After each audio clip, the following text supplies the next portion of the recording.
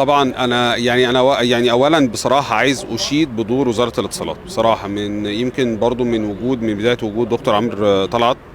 وتواجده في الوزاره ومعرفته ودرايته بالنظام الايكو سيستم بتاع الشركات الناشئه. بصراحه حصلت تطورات كتيره جدا، من اهم التطورات اللي حصلت يمكن كريتيفا مصر اللي هي ابتدت في مصر وابتدت في القاهره وجيزه وفي مدن كتير موجوده في الجمهوريه، ومنها اكتساب بقى او ان هم جابوا بلاج اند بلاي مصر، ودي طبعا احدى الشركات العالميه، يمكن اكبر شركتين موجودين في العالم هي واي كومبينيتور واي سي وبلاج اند بلاي لاداره مركز الابداع الرقمي الموجود في مصر.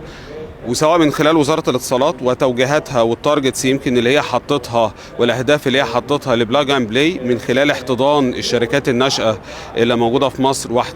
واحتضانها وتمكينها من الاكسس بقى والنفاذ، زي ما كنت دكتور عمرو طلعت بيتكلم، نفاذها لجميع الجهات مش بس الحكوميه، يعني الجهات الدوليه، الجهات المنحه الدوليه. يمكن كان في من حوالي شهر تقريبا احد اعضاء الكونجرس الامريكي جابوه في مصر وقعدوه معانا بحيث ان هو برضه يكسبلور ويبتدي يستكشف معانا ايه الفرص المتداوله، مش بس عشان اللي احنا ناكسس او نعمل نفاذ للقطاع الخاص او القطاع الحكومي الموجود في مصر، بل للنفاذ العالمي للشركات العالميه والمؤسسات الحكوميه الاجنبيه كمان. ولكن طبعا يستلزم هذا ان لازم يكون الشركات المصريه على قدر من